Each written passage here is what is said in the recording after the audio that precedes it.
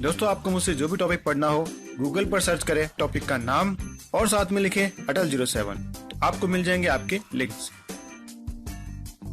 और अगर आपको देखना है वीडियो तो यूट्यूब पर जाएं, यहाँ पर सर्च करें टॉपिक का नाम और साथ में लिखें अटल 07।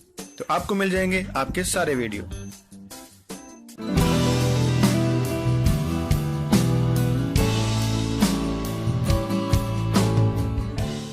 नमस्कार दोस्तों, मैं राज एक बार फिर से आपका स्वागत करता हूं आपके अपने YouTube चैनल में। तो दोस्तों, आज के इस वीडियो में बात करेंगे हम कथन और निष्कर्ष की। कथन और निष्कर्ष के इस वीडियो में आज हम सीखेंगे इसके कॉन्सेप्ट के बारे में, यानी कि कथन और निष्कर्ष को निकालते समय हमें कौन सी चीजों के बारे में पता होना चाहिए, कहां पर इसमें मिस्टेक होने के चांस ज्यादा रहते हैं, वो सारी चीजें आज के इस वीडियो में हम सीखेंगे। ठीक है, तो चलिए शुरू करते हैं आज का वीडियो।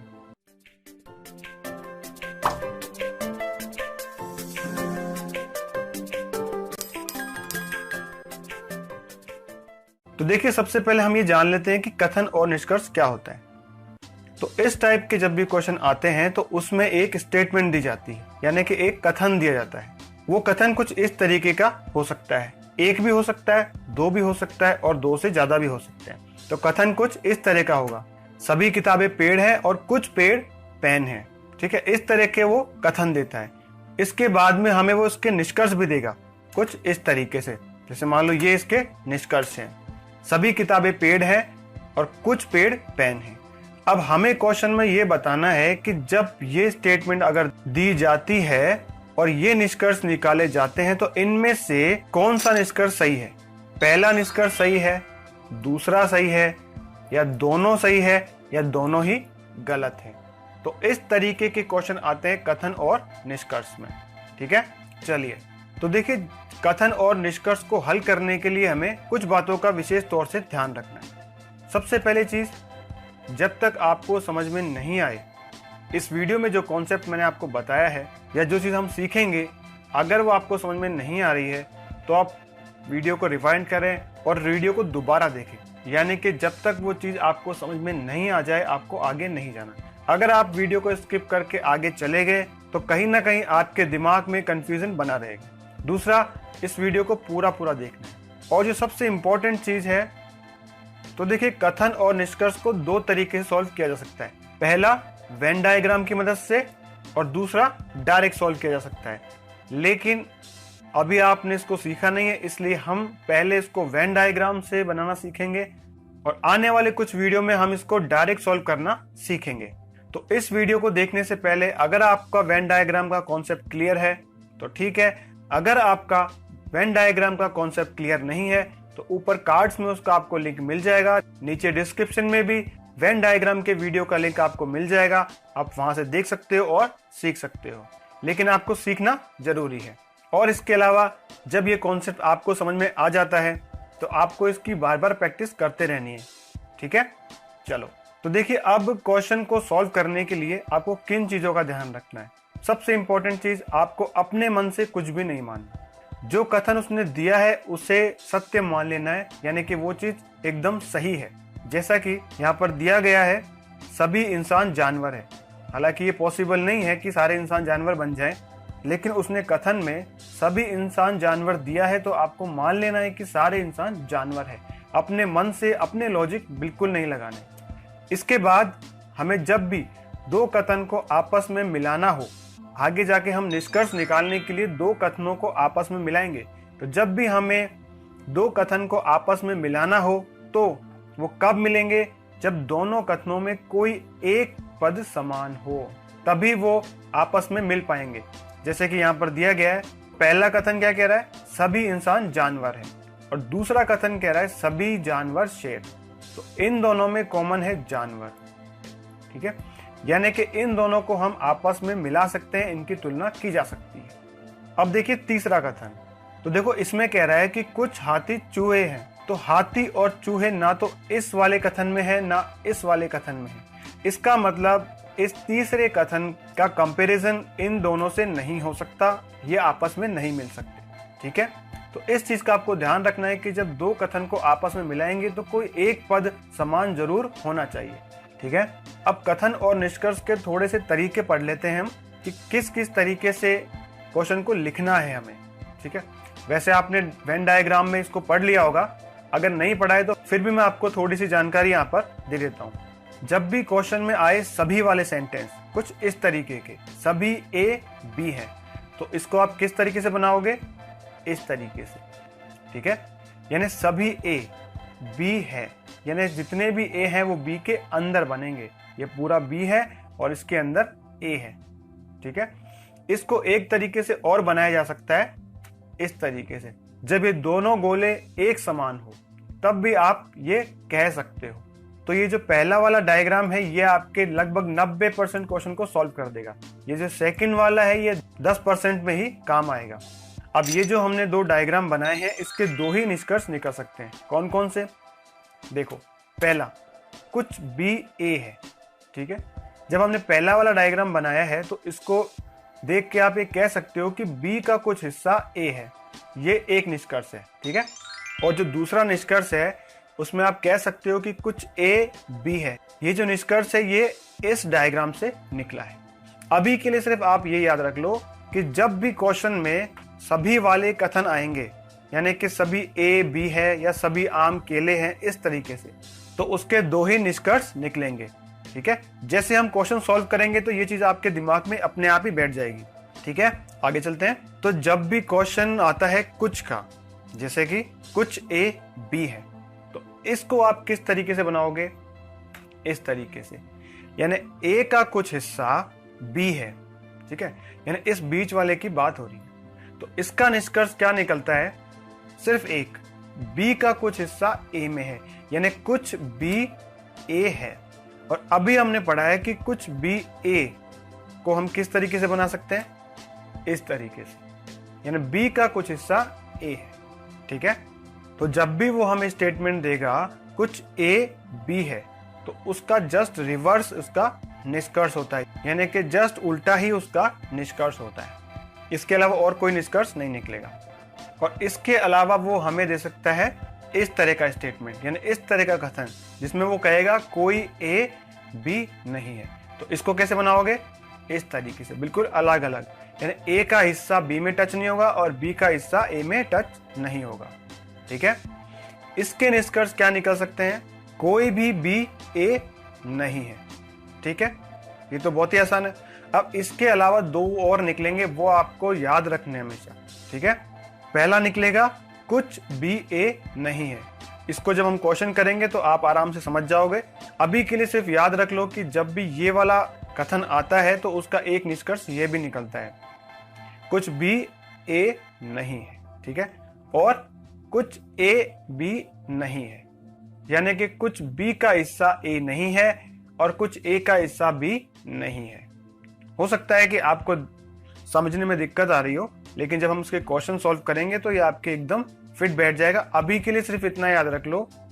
ठीक है, क्वेश्चन को सॉल्व करते समय और आपको क्या चीज ध्यान रखनी है, सकारात्मक कथन होगा, उससे कभी भी नकारात्मक निष्कर्ष नहीं निकलेगा। जैसा कि यहां दिया गया है, कुछ बी ए है। ठीक है, ये एक सकारात्मक कथन है। इसी तरीके से सभी ए बी है, ये भी एक सकारात्मक कथन है। तो इनके जो निष्कर्ष निकलेंगे वो कभी भी नकारात्मक नहीं होंगे। तो इसने निष्कर्ष दे रखा है कोई भी ए बी नहीं है, ये नहीं निकल सकता क्योंकि ये नकारात्मक है। इसी तरीके से कुछ बी ए नहीं है, इसका मतलब ये भी नहीं निकल सकता क्योंकि ये नकारात्मक है।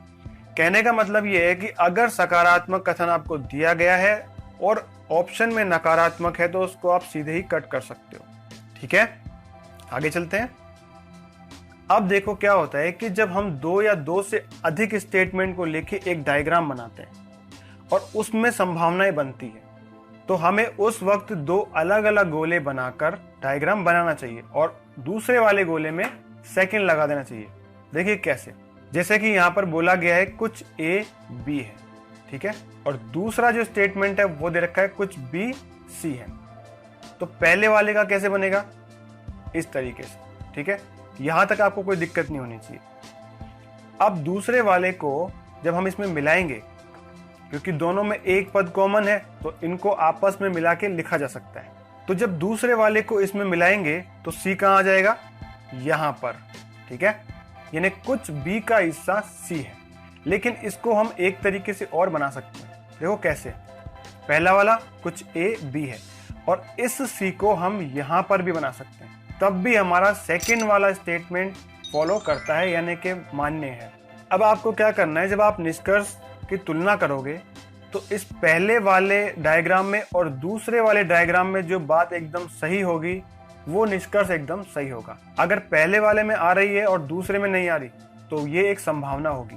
कहने का मतलब ये है कि अगर दोनों में से किसी एक डायग्राम में अगर निष्कर्ष निकलता है तो वो संभावना में जाएगा। तो आपको एग्जाम में इसको कैसे बनाना है, इन दोनों को मिला के बनाना है। तो कैसे बनाओगे इन दोनों को मिला के, इस तरीके से, कुछ ए बी है और बी का जो हिस्सा है वो सी है, तो पहले वाले डायग्राम कंप्लीट।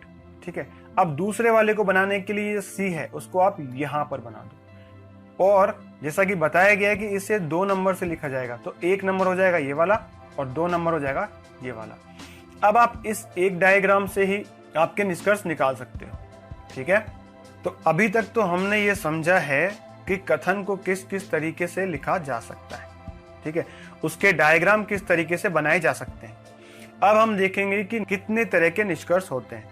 बेसिकली 4 तरह के ही निष्कर्ष होंगे, और अगर आपने वो 4 समझ लिए तो आपका कैसा भी क्वेश्चन हो आप उसको सॉल्व कर सकते हो बहुत ही आसानी से। ठीक है, तो इसको एक एग्जाम्पल से समझते हैं। जैसा कि यहाँ बोला गया है सभी आम केले हैं, तो इसका डायग्राम कैसे बनेगा, आप जल्दी से बनाओ कैसे बनेगा। तो इसका जो डायग्राम बनेगा कुछ इस तरीके से। ठीक है, बन सकता है ऐसे। इसके बाद इसने हमें अगला स्टेटमेंट दिया है कुछ केले सेब है, तो इसका डायग्राम भी बनाओ कैसे बनेगा, कुछ केले सेब है। तो इसका जो डायग्राम बनेगा इस तरीके से।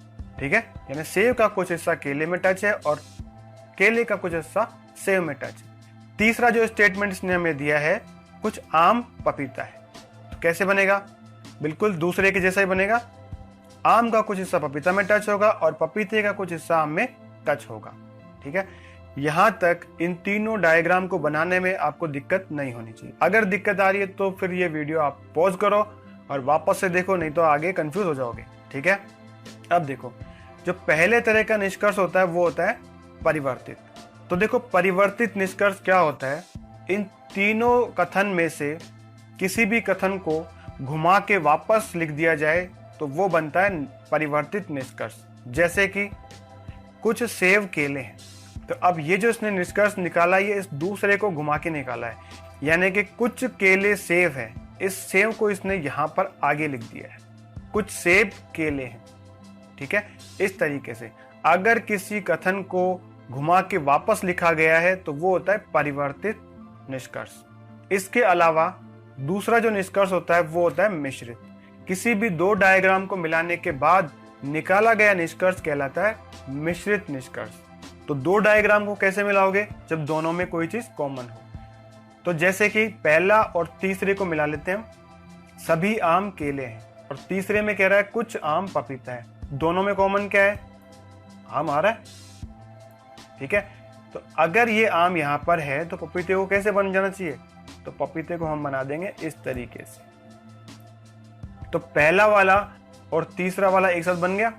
तो इस डायग्राम से क्या निष्कर्ष निकल के आता है, कुछ केले पपीता है, क्योंकि सारे आम केले में है।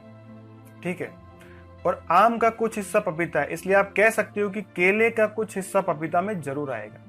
ठीक है, अब इसके अलावा जो तीसरे तरह का निष्कर्ष होगा वो सबसे ज्यादा आपके एग्जाम में आएगा संभावित, यानी पॉसिबिलिटी।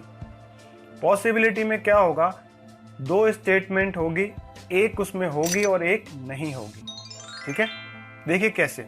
अब ये जो 2 डायग्राम दे रखे हैं, पहला वाला और दूसरे वाला, इसको अगर हम आपस में मिला दें तो कैसे मिला सकते हैं, कुछ केले सेब है, तो इस केले का कुछ हिस्सा